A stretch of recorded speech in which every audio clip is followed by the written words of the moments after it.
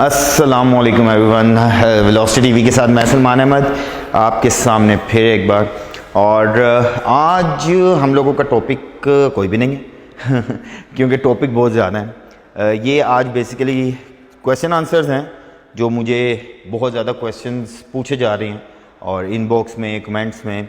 तो आज उनमें से कुछ क्वेश्चंस के मैं जो है आंसर यहाँ पे दूंगा ताकि आप लोगों की थोड़ी सी माइंड क्लियरिफिकेशन हो सके जिन लोगों की नहीं है।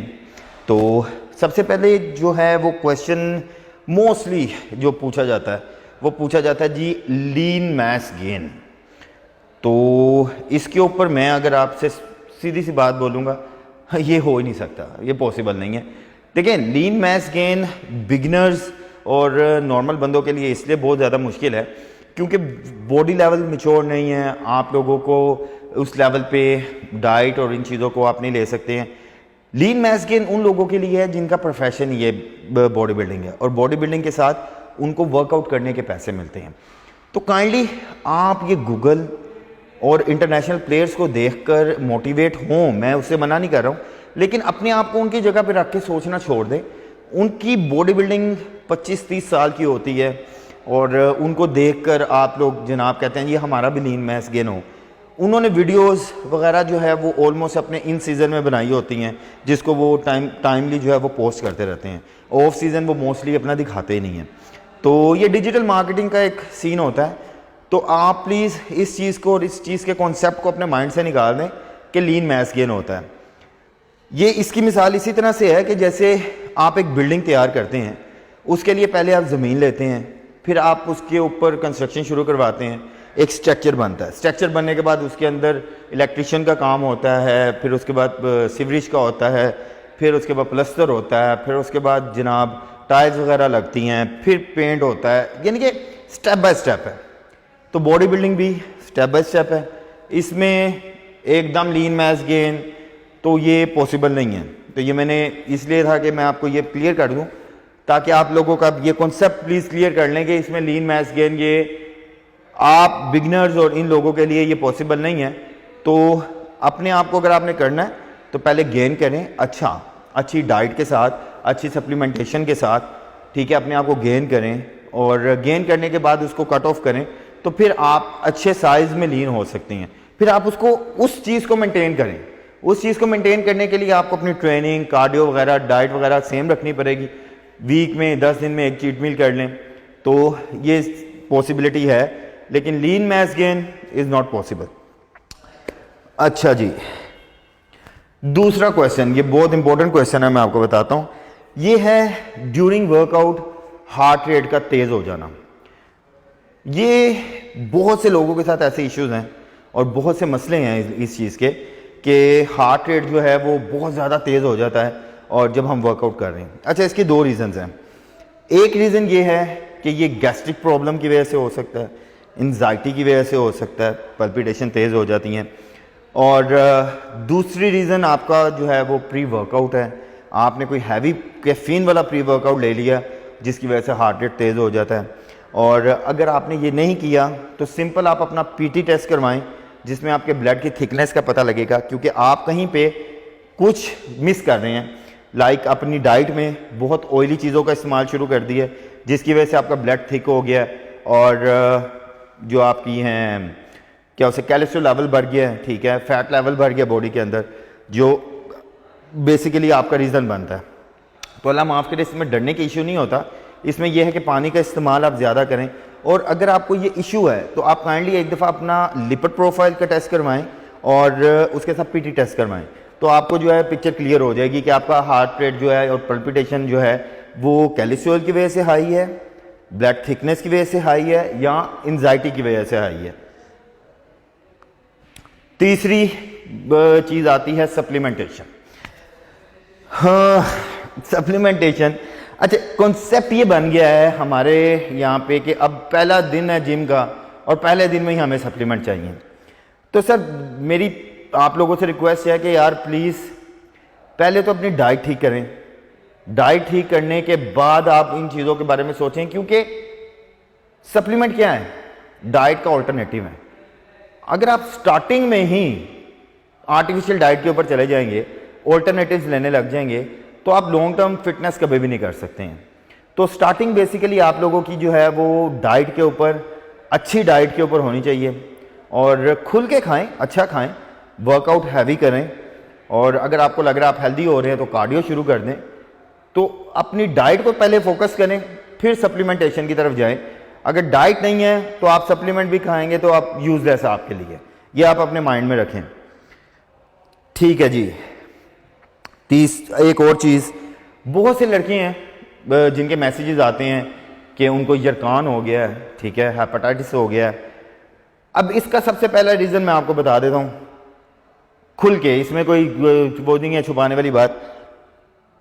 अमूमन ये होता है कि हम छोटे छोटे जिमों में जाते हैं, वहाँ पे वो लोग शुरू करते हैं स्टीरॉइड्स।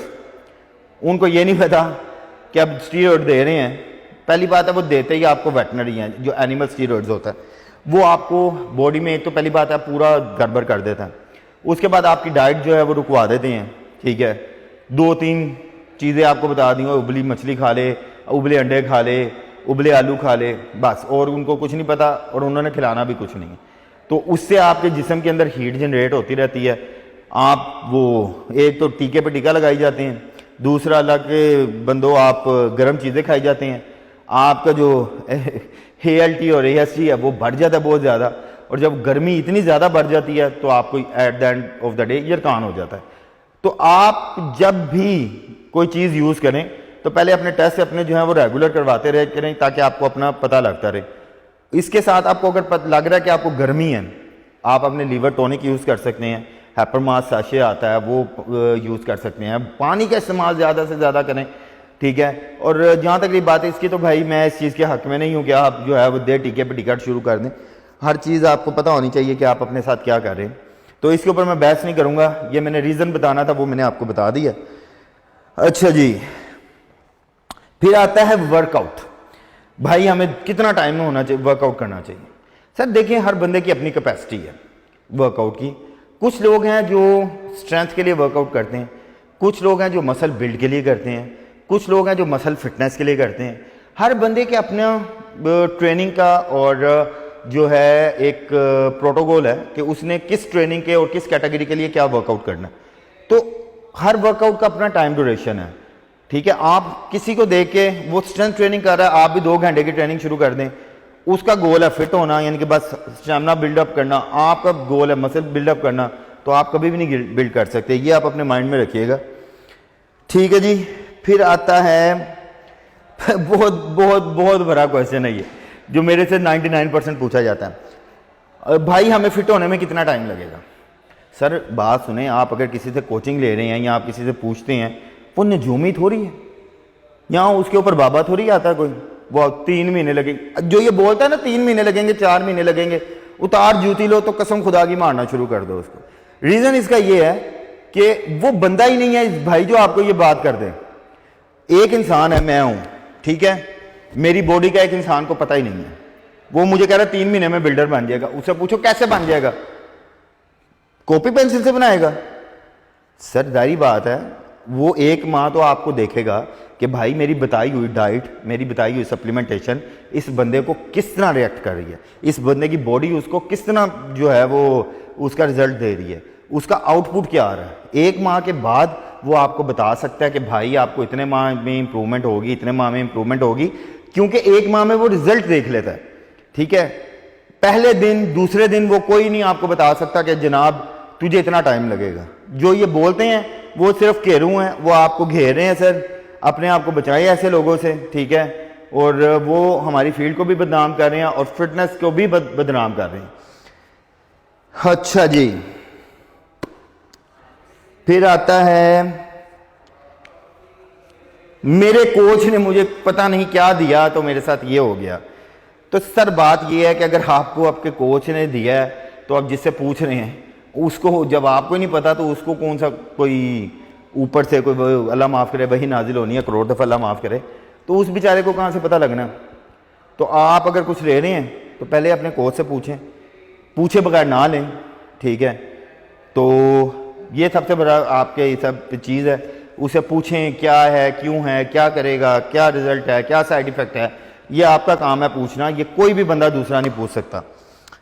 ठीक है जी। फिर आता है कि जनाब आई कांट अफोर्ड डाइट, जनाब मैं डाइट नहीं अफोर्ड कर सकता। तो भाई बॉडी बिल्डिंग में कोई, अगर आप खाली फिटनेस करना चाह रहे हैं ना, तो कोई इतनी महंगी डाइट नहीं है। ठीक है, आपकी बॉडी के हिसाब से अगर आपको कोई डाइट बताएगा, ये सुनी सुनाई बातों पे यकीन नहीं करें। आपको पता होना चाहिए थोड़ी कैलोरीज, थोड़ा फैट, ठीक है, गुड फैट, प्रोटीन, कार्बोहाइड्रेट्स, ये आपने लेने हैं। ये किसी भी फॉर्म में लें, कोई ये ज़रूरत नहीं है कि आपने अगर प्रोटीन लेना है तो जनाब मैं टूना फिश खाऊंगा ही तो मैंने लेनी है, वो रोहू से भी मिल सकती है आपको। तो ये आप पे डिपेंड करता है। ठीक है, अच्छा जी। और आखिर में ये क्वेश्चन है सबका मोस्टली होता है कि सलमान भाई आपको कहाँ पे मिल सकते हैं, आप कहाँ पे वर्कआउट करते हैं। तो भाई मैं आपको बताता हूँ, मैं लाहौर में वेलोसिटी जिम में होता हूँ। अमाना मॉल टाउन लिंक रोड के ऊपर है, 5th फ्लोर है, और यहाँ पे है वेलोसिटी हेल्थ एंड फिटनेस, जहाँ पे मैं होता हूँ। तो अगर आप में से किसी ने भी मिलना है, सो बिस्मिल्लाह, यू आर मोस्ट वेलकम। किसी ने भी ज्वाइन करना है, you can come any time. और इंशाल्लाह जो है नेक्स्ट हम टॉपिक लेके आएंगे अच्छा सा। ये आज सिर्फ ये कुछ क्वेश्चन थे जिनका आंसर देना था। तो तब नेक्स्ट टाइम के लिए अल्लाह हाफिज़।